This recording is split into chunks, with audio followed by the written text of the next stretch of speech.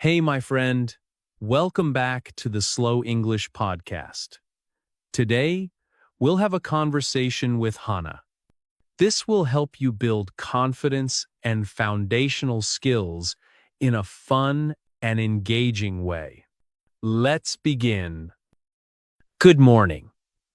Good morning. How are you? I am good. And you? I am fine. Thank you. Where are you from? I am from Japan. What about you? I am from France. Where do you live? I live in Paris. And you? I live in Tokyo. How old are you? I am 20 years old. You? I am 24 years old. What do you do? I am a student. What about you?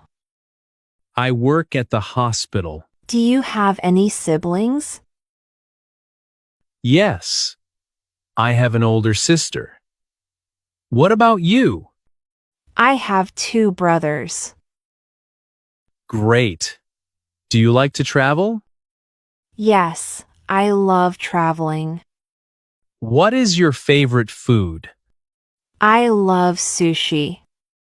What's yours? I really like pasta.